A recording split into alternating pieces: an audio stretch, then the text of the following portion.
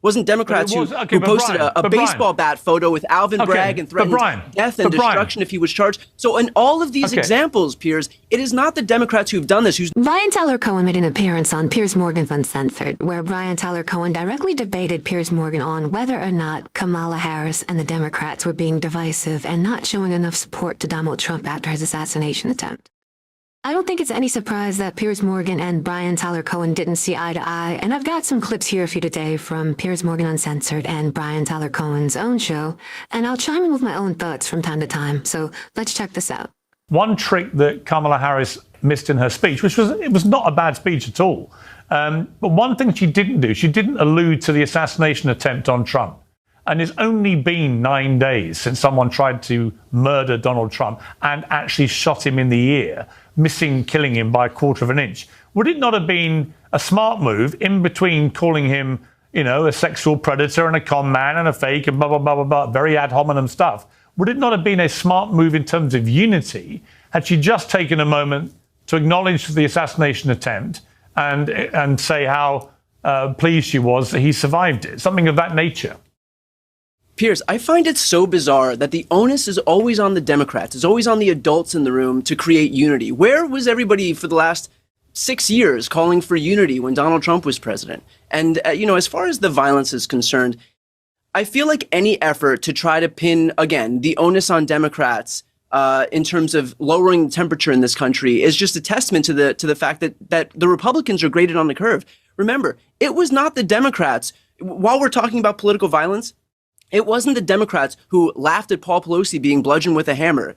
That was Donald Trump. It wasn't Democrats who called for military tribunals for Liz Cheney. That was Donald Trump. It wasn't Democrats who laughed at a kidnapping plot against Gretchen Whitmer. That was Donald Trump. It wasn't Democrats who called for General Mark Milley to be executed. That was Donald Trump. It wasn't Democrats who posted a baseball bat photo with Alvin Bragg and threatened death and destruction if he was charged. So in all of these examples, Piers, it is not the Democrats who've done this. It's not the Democrats who've validated the use of political violence as a tool in this country. And it shouldn't be on the Democrats all of a sudden to be the adults in the room.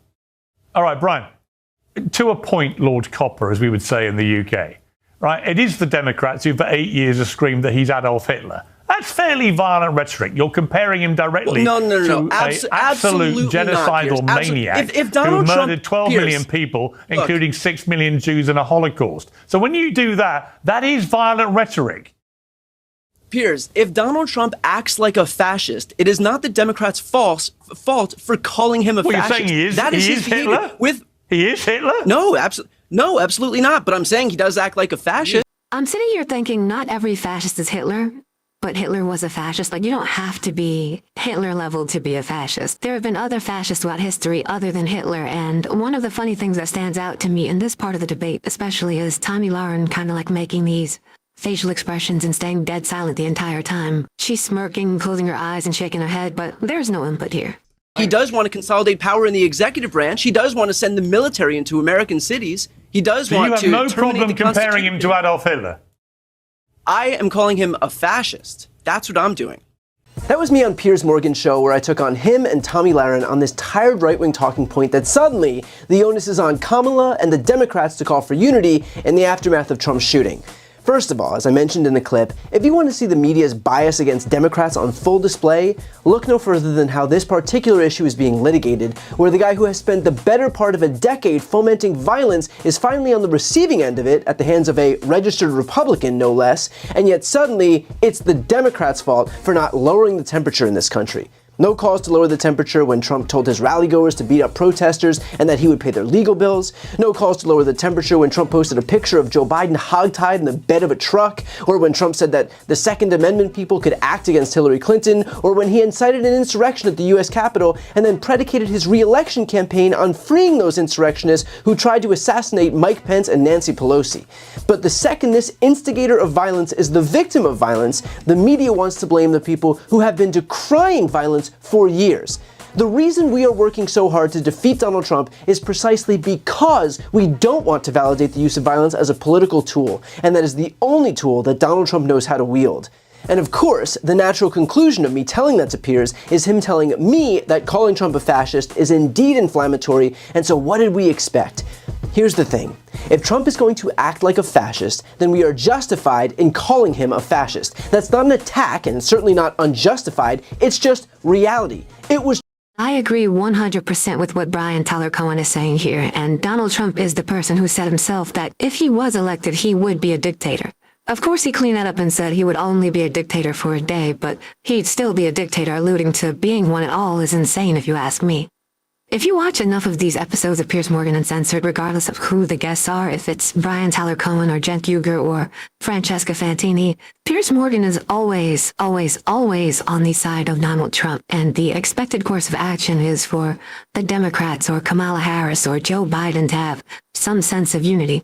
Donald Trump is never being held accountable for his speeches at his rallies where he's making personal attacks. You're never going to hear things like, Donald Trump made fun of Paul Pelosi being beaten over the head with a hammer. Shouldn't he have something nice to say? You're never going to hear that. That's because he's friends with Donald Trump, but they'll always demand that Kamala Harris and the other Democrats be diplomatic and have some sort of unity. It was Trump who said that he wants to be a dictator for a day, who said that he wants to terminate the Constitution, who said that he wants to use the military to invade American cities, who said he wants to deport millions of people, who said he wants to consolidate power for the executive branch. That is fascist behavior. If Trump doesn't want to be called a fascist, then he shouldn't act like a fascist.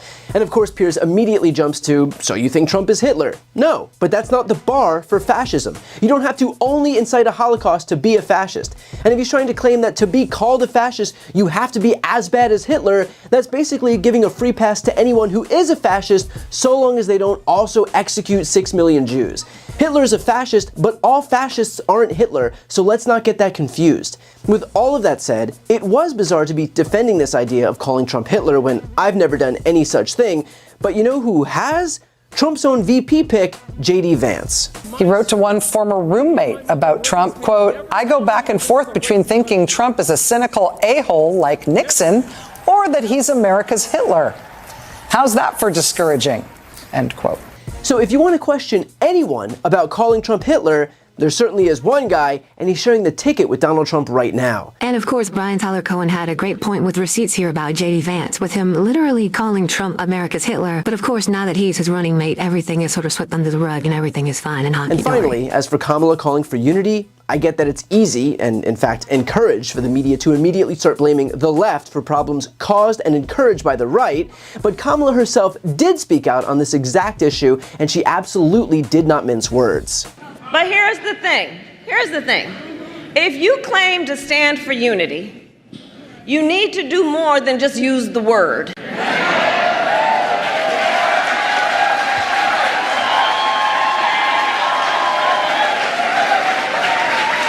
You cannot claim you stand for unity if you are pushing an agenda that deprives whole groups of Americans of basic freedoms, opportunity, and dignity.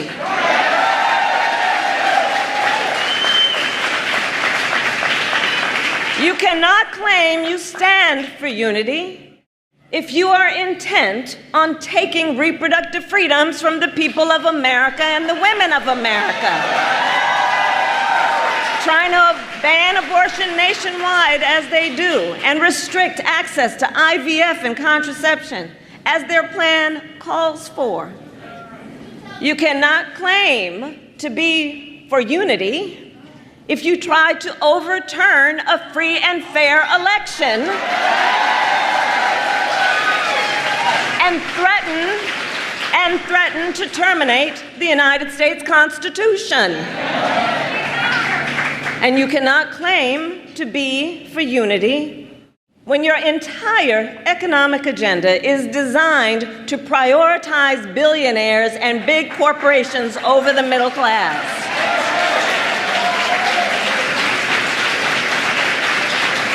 We're too busy watching what you're doing to hear what you're saying.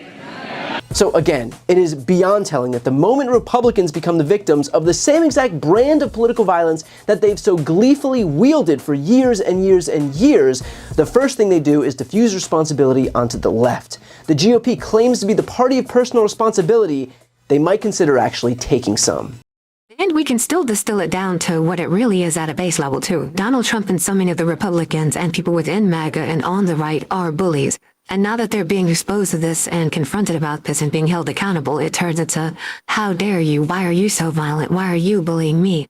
And this is exactly what Donald Trump and so many of these mega pundits that go on these shows go out against people like Brian Tyler Cohen and Cenk Uygur, who was recently on Piers Morgan's show denouncing violence and saying that violence is wrong and stupid. And Piers Morgan was throwing out whataboutisms. Piers Morgan claims that he's not a right-winger over and over again on his show, but his actions and constant effort to defend Donald Trump and attack Kamala Harris and Joe Biden show where he stands, in my opinion. This was great stuff from Brian Tyler Cohen, and I want to hear from you. Do you think Brian Tyler Cohen got the better of Piers Morgan here on his appearance on Piers Morgan's show, or was Piers Morgan correct on what he had to say? I'll see you in the next one.